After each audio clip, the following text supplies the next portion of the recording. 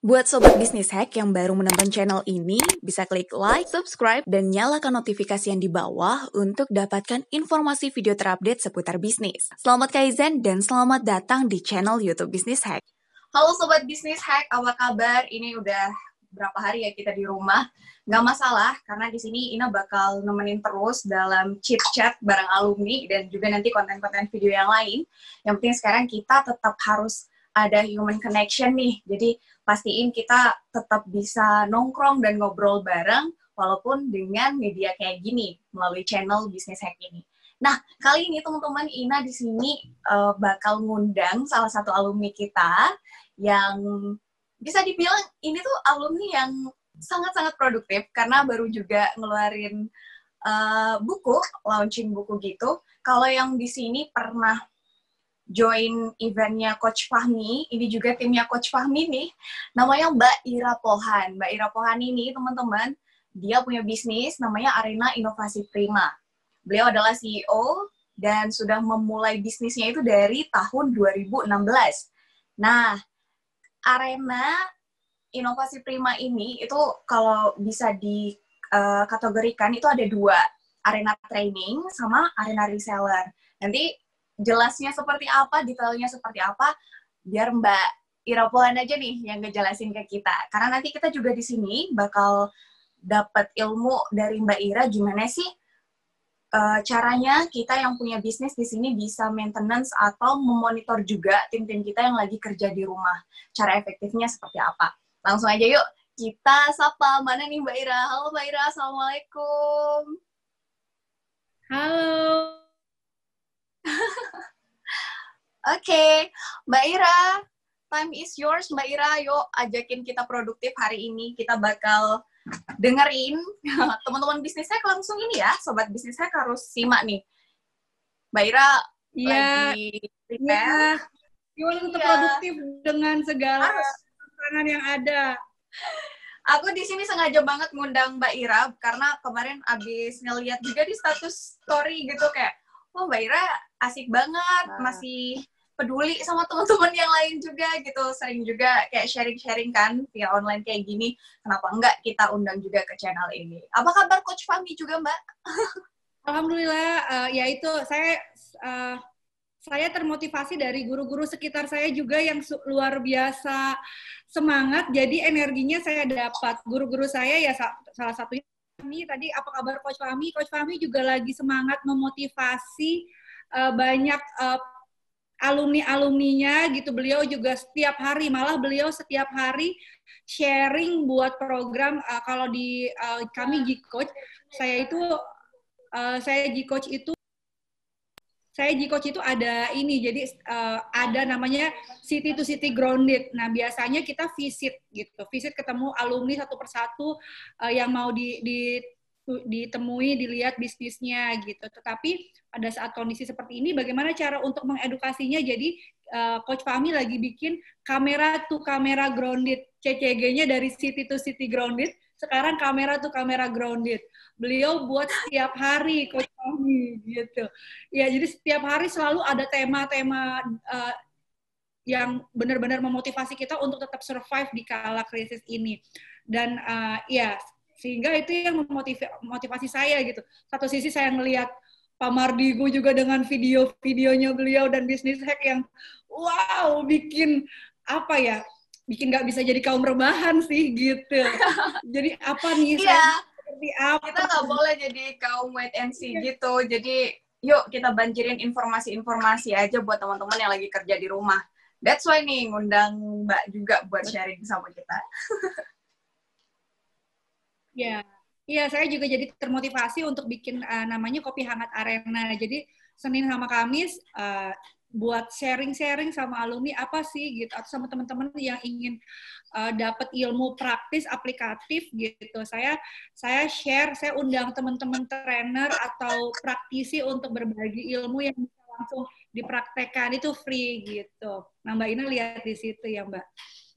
Nah, iya. Terus tadi Mbak Ina tuh halo? Oh ya, teman-teman. Jadi gini, aku itu ketemu sama Mbak Ira itu kayaknya waktu di MMBC Jakarta. MBC Iya, Jakarta for the betul, first betul. time.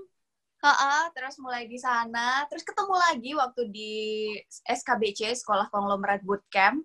Dan di sana kita emang ada kolaborasi. Dari situ deh udah mulai save-savean nomor WA ya.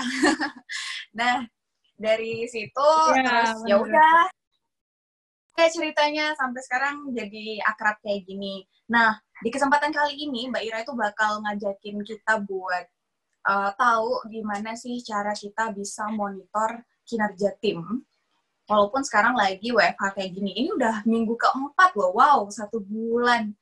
Gimana rasanya kerja di rumah, teman-teman? Enak? Bisa rebahan. Tapi pastinya kalau misalnya subscribernya Business Hack sih, maunya kita itu tetap produktif. Jangan rebahan mulu. Harus bisa tetap jaga, jaga waktu sama intensitasnya juga buat kaizen terus atau tetap belajar dan be better every day itu tetap gitu. That's why nih, hari ini Mbak Ira Pohan bakal bantuin kita. Bakal ngasih tahu tips-tips gimana cara untuk tadi memonitor tim kita yang lagi kerja dari rumah. Bahkan ada yang udah pulang kampung juga kan timnya kita kayak gitu. Yuk Mbak Ira, share dong apa yang perlu kita notes di sini untuk hal-hal yang kayak tadi. Oke, terima kasih Mbak Ina. Mohon izin karena saya trainer gitu, jadi kalau menerangkan itu saya perlu slide ya, biar teman-teman juga ada yang dilihat sehingga bisa lebih maksimal lagi gitu ya. Mohon izin saya pakai slide ya Mbak Ina. Nah, boleh banget. Di sini slide ya ini slide ala-ala tapi yang memang berusaha saya buat khusus untuk teman-teman bagaimana bisa produk. Oke, Sobat Business Hack, ini sembari kita nunggu Mbak Ira ya. Jadi Mbak Ira lagi mempersiapkan presentasinya, PowerPoint-nya kayaknya nih. Ini lagi mau share screen gitu. Jadi kita sambil nunggu nanti teman-teman di sini bisa dari kemarin kan kita udah rutin nih nelponin alumni. Buat teman-teman yang misalnya penasaran juga sama misalnya mau belajar dari alumni yang punya bisnis apa, itu nanti teman-teman bisa langsung aja tulis di kolom komentar. Insya Allah nanti tim Ina dan Ina pribadi nanti bakal coba tetap rutin buat chat juga. Jadi itu buat feedback untuk kita semua. Kita bisa simbiosis mutualisme gitu.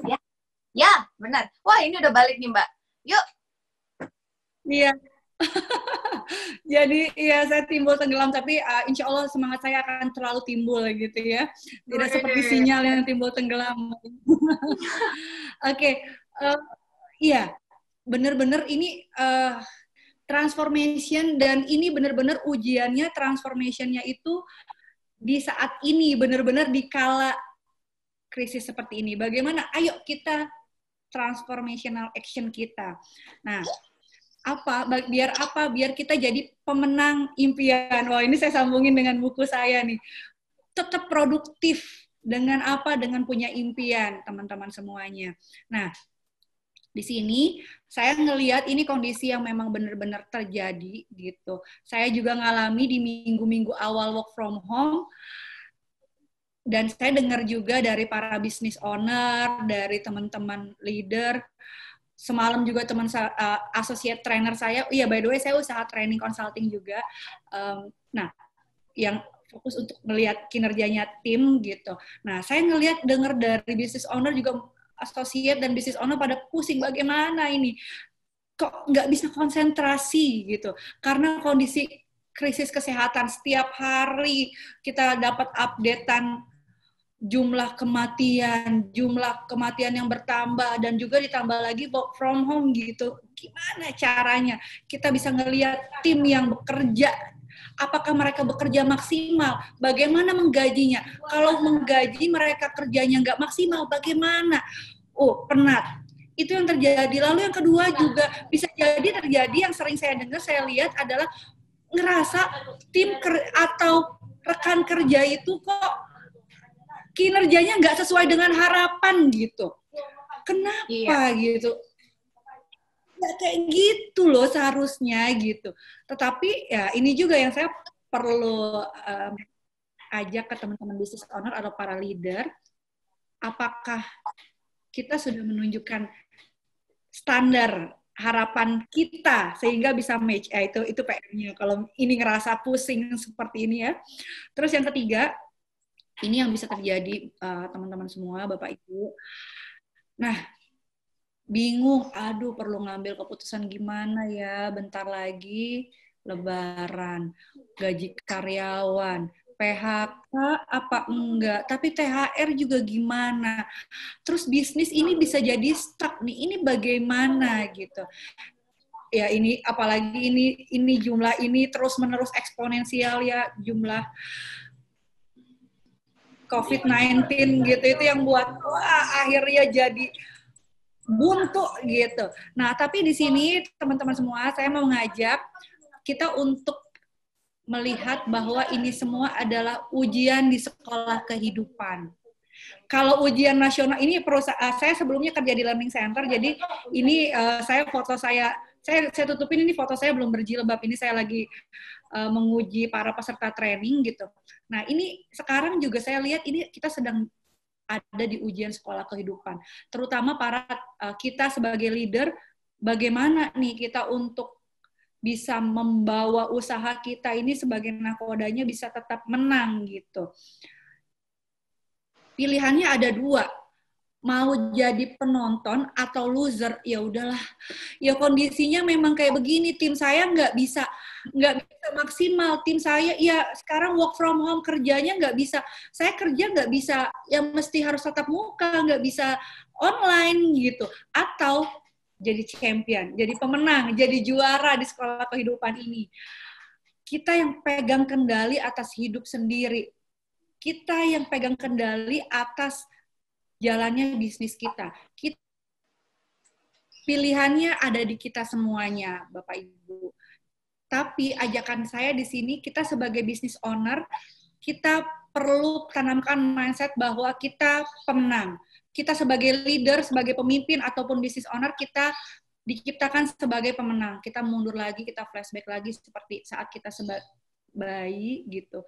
Kita tidak bisa apa-apa. Banyak yang kita lakukan apa? Kita bertumbuh terus-menerus gitu. Kita berusaha cari cara, walaupun kita dulu nggak bisa jalan, kita belajar jalan bisa akhirnya gitu.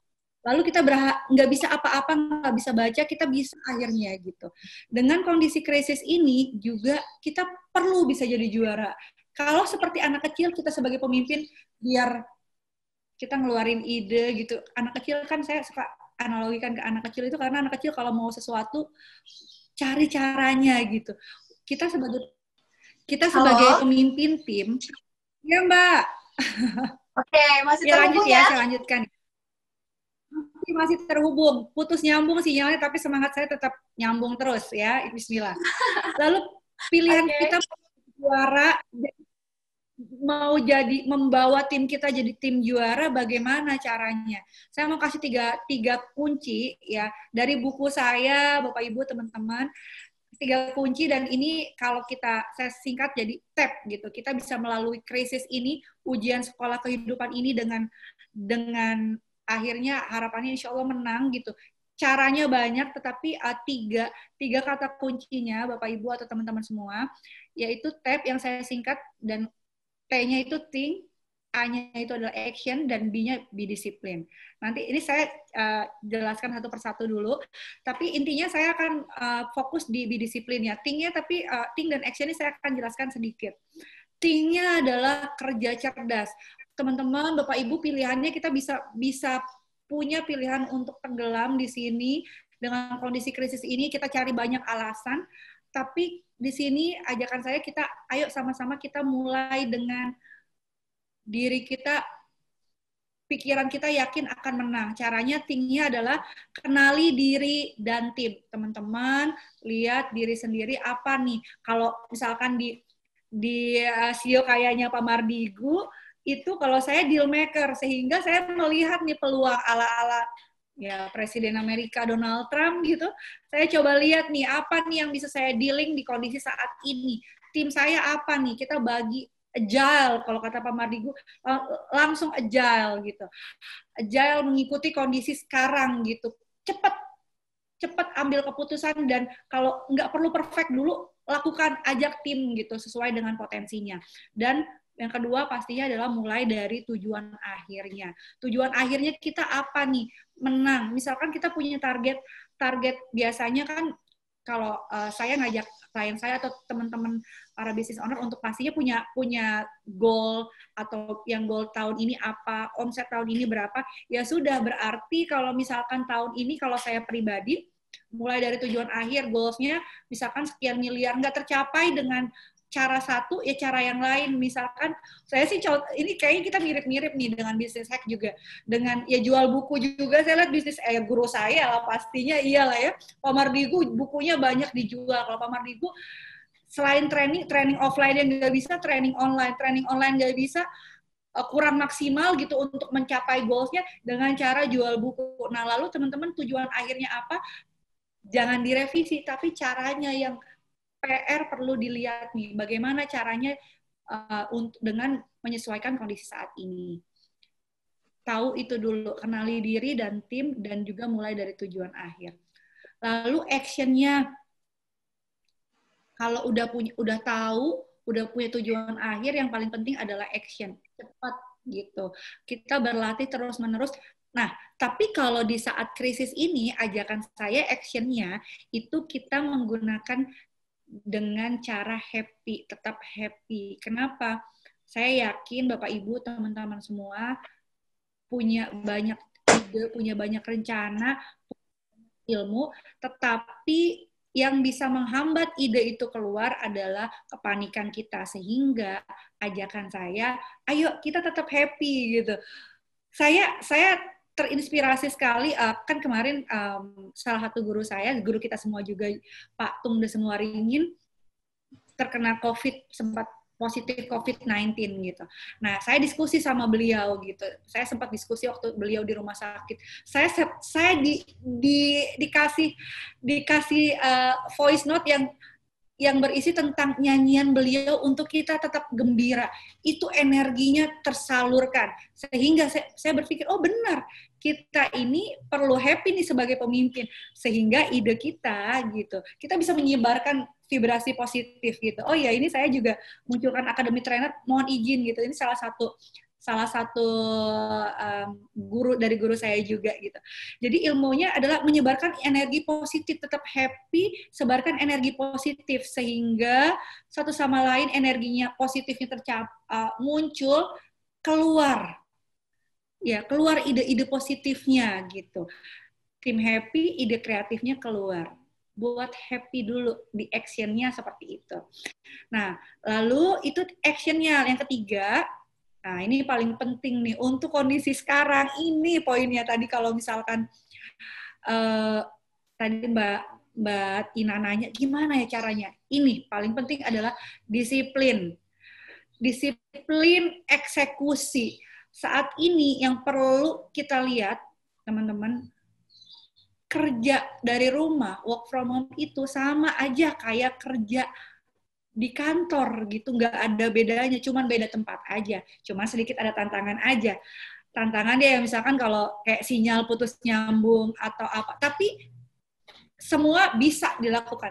Kan kita lihat juga kalau misalkan kita kerja di kantor juga ada aja tantangannya, entah ya macet lah di jalan atau uil-uilan lah teman-teman yang komuter line, yang suka naik komuter line gitu. Tapi kan sekarang kalau di rumah nggak ada gitu, cuman sinyal yang memang PR gitu. Nah, ajakan saya, ayo kita disiplin eksekusi. Dengan, ini kalau misalkan teman-teman pernah dengar POAC, planning, organizing, actuating, dan controlling. Nah, kalau versi saya adalah, planningnya adalah buat strategi dan perencanaan. Oke, saat ini kondisinya seperti ini. Offline, saya usaha training. Offline nggak bisa, caranya online. Ini contoh yang dibuat sama Business Hack juga. Gimana caranya offline nggak bisa buat program-program training? Saya lihat Pak Hasnul sharing tentang design thinking ya kalau nggak salah gitu. Iya, kita harus benar-benar peka soalnya sama eksternal. Kalau nggak ya kita bakal jadi golongan loser gitu. Jadi emang harus kayak gitu. Betul. Iya, buat strategi yang menyesuaikan dengan kondisi. Kita nggak bisa lihat lagi, saya dulu bisa, sekarang kita ini akan ada, kalau bahasanya kemarin saya ngikuti dari Pak Sandi Uno sama Pak Mardigu itu nanti setelah ini akan ada new normal. Nah, sehingga kita sekarang adaptasi new normal ini. Sharing lewat atau training atau bisnis atau meeting lewat Zoom atau lewat media online lainnya itu adalah new normal. Ini suatu hal yang bukan aneh lagi, kita perlu terbiasa. Jadi, ayo buat strategi dan perencanaan. Lalu yang kedua, buat prioritas pekerjaan. Kita di rumah sebagai pemimpin itu dengan segala tantangan yang ada di rumah itu bisa jadi kan ada sedikit dari rumah, entah anak, misalkan Bapak Ibu yang sudah menikah, entah anak yang seperti apa, atau kondisi dari rumah yang membuat kita tidak bisa maksimal, sehingga atau ada pekerjaan-pekerjaan lain yang mesti dikerjain sekarang nih ya, ini kita perlu benar-benar buat prioritas pekerjaan dan to-do list. Kalau saya sih biasanya saya buat to-do list harian. Ya, to-do list itu kalau jadi setiap hari dibuat to-do list dan result tim saya tuh, ayo udah kirim to-do listnya belum, ayo resultnya mana gitu. Dan itu jadi evaluasi juga kalau misalkan setiap hari kok to-do listnya ini ada aja yang belum kecontreng gitu, ke checklist gitu. Itu jadi evaluasi gitu. Contohnya mungkin kalau Mbak Ina kita sama nih ternyata ya, suka ada aplikasi sampai akhirnya download aplikasi fokus nanam pohon itu biar enggak. Iya, jadi kemarin aku juga sempat terhubung sama Mbak Ira, teman-teman.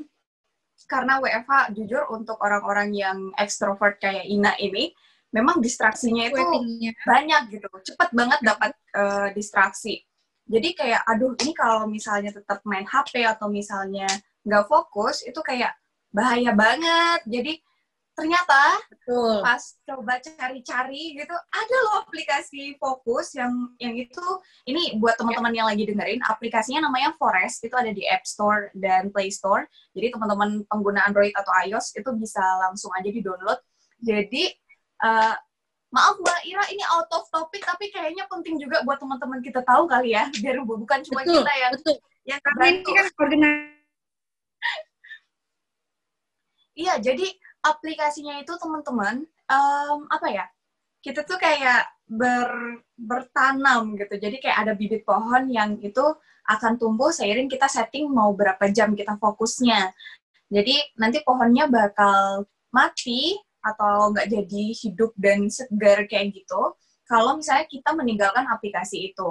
Automatically kita nggak bakal main HP, bahkan kalau ada telepon dan lain-lain nggak bakal kedengeran kayak gitu. Jadi misalnya mau 2 jam ke depan mau baca buku atau nyelesain kerjaan dan nggak mau keganggu sama distraksi dari HP. Jadi karena notifikasi aja itu nggak cukup. Nah itu, that's why kita orang-orang yang gampang ke distract ini bisa pakai Forest aplikasi. Yuk lanjut Mbak Ira. Aku nyimak loh Mbak, maaf ya ini sambil belajar. Iya, benar, itu aplikasi fokus itu jadi buat membantu kita untuk benar-benar selanjutnya kita actuating-nya, bagaimana kita actuating-nya itu untuk para business owner atau leader, ada 3D yang saya mau ajak. Disiplin pikiran. Pikirannya adalah, oke, tadi kan kalau meeting-nya itu fokus ke tujuan akhirnya. Saya tujuan akhirnya apa gitu. Mau menang lah, intinya menang. Indonesia menang, kalau kata guru kita Pak Mardigu ya. Disiplin pikiran, Indonesia menang. Bagaimana cara Indonesia menang? Dari yang terkecil dulu, dari diri sendiri, bisa memenangkan habit setiap hari, disiplin untuk tindakan. Nah, tindakan kita, tindakannya apa? Bagaimana caranya to-do list kita tiap hari itu terrealisasi? Bagaimana kita bisa mengalahkan gangguan gadget WA yang tidak sesuai dengan prioritas kita pada hari itu, kita bisa kalahkan. Lalu bagaimana kita juga bisa, lalu ini yang terakhir, lakukan briefing dan monitoring berkala. Ini paling penting, controlling, monitoring dan controlling. Pada saat kita kerja di rumah, di kantor, itu masih bisa, kalau menurut saya pada saat work from home ini yang saya lihat paling penting dilakukan oleh para pebisnis atau pemimpin untuk memastikan timnya menang adalah controlling berkala. briefing dan monitoring berkala. Kita kontrol terus-menerus. Minimal kalau pagi, kalau setiap harinya ada yang harian, ada yang mingguan, ada yang bulanan. Hariannya itu lakukan briefing sehari 2 kali minimal. Entah Zoom meeting atau conference call gitu. Lalu, nah ini tools-toolsnya Mbak Ina, teman-teman. Kalau saya punya tools, nah intinya balik lagi nih, ini sama aja sih, sama seperti kita juga di kondisi saat ini gitu. Kita punya banyak segudang alasan, tapi kan kalau kita mau menang, kita punya segudang angin ya. Nah, tools monitoring kinerja ini yang mesti minimal ada beberapa yang teman-teman pemimpin punya gitu. Yang pertama, pastikan kalau untuk bulanan, teman-teman pastikan juga teman-teman sebagai pemimpin paham job desk. Oke, saya share aja dulu ya. Yang pertama adalah saya bagi tools monitoring kinerjanya bulanan, mingguan, harian. Ada 3, bulanan, mingguan, harian. Ini sambil loading, mudah-mudahan. Nanti Mbak info aja kalau misalkan belum ya. Iya. Ini belum nih. Atau gini aja Mbak Ira, nanti biar PowerPoint-nya dikirim ke kita, biar itu diedit aja, disesuaikan sama editor, biar Mbak ngomong lanjut aja. Balik lagi, jadi yang pertama ada tiga macam tools yang perlu dipastikan oleh tiap pemimpin. Yang pertama, tools bulanan. Tools bulanan yang perlu diperhatikan oleh pemimpin adalah tiap pemimpin, misalkan kalau kita ini mulai dari business owner-nya. Business owner-nya misalkan punya deep head, pastikan setiap deep head-nya tahu job desk-nya timnya. Tahu, nggak perlu tahu besaran job desk timnya, tahu KPI-nya apa, dan setiap tim juga tahu KPI mereka, dan juga schedule plan kalau di bulanan. Jadi dia apa sih goals-nya di minggu itu, di bulan itu tuh apa sih besarannya tuh apa yang mau dilakukan. Lalu, nah jadi kalau di mingguannya pastikan kalau saya ke klien, jadi sama klien saya itu mencacah KPI bulanannya jadi KPI mingguan. Jadi proses tools monitoring mingguan. Jadi di tools monitoring mingguan ini adalah kita perlu memastikan tadi kita punya target bulanan di KPI itu atau rencana bulanan. Tools mingguan itu kita potong lagi bagaimana cara itu di KPI bulanan itu tercapai nih, dibagi 4, kalau saya bagi 4, jadi KPI mingguan gitu.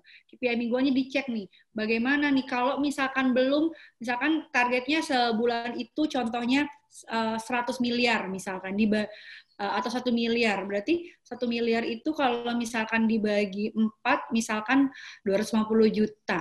250 juta, bagaimana caranya seminggu itu tercapai 250 juta atau minimal mendekati. Kalau belum, nah itu bahan reviewnya kita gitu. Di bawahnya kan ada KPI-nya lagi nih, ada proses.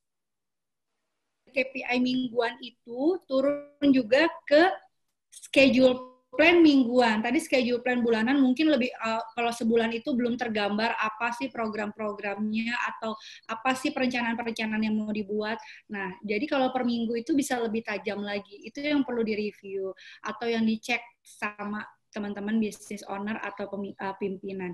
Ini KPI-nya kok belum tercapai. Ini contohnya kalau KPI-nya desainer lah contohnya. Kalau marketing kelihatan lah angka gitu. Desainer saya turunkan misalkan sebulan ini desainer itu buat schedule mingguan, KPI mingguan gitu 2.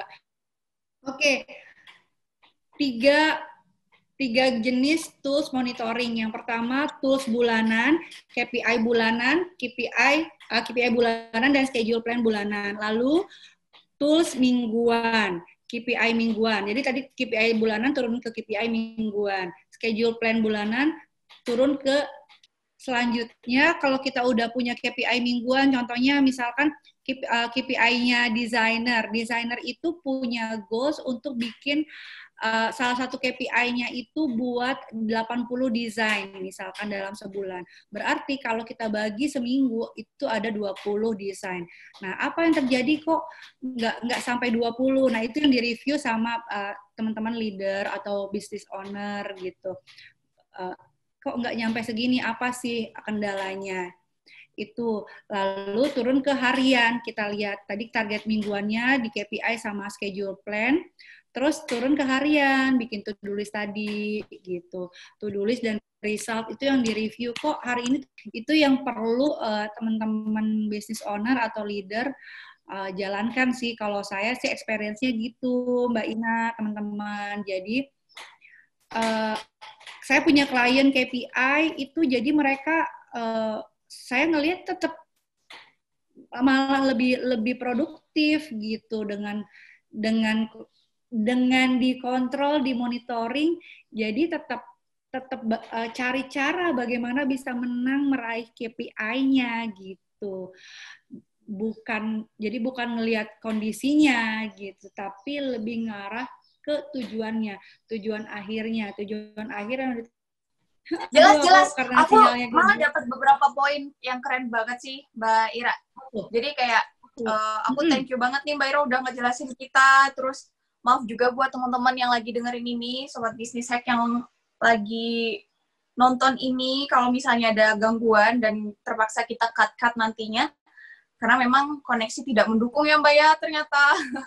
Ya inilah cobaan kita kalau kita lagi kerja jarak jauh kayak gini. Well, tapi hal yang bisa aku tarik Mbak, dan itu sangat menarik adalah tadi ketika Mbak Ira menyampaikan kita memang sebagai CEO atau misalnya kita business owner, anggaplah leader gitu ya bahasa simpelnya, ya emang kuncinya itu adalah kita harus happy saat jadi pemimpin seperti yang Mbak Ira tadi sampaikan kayak gitu.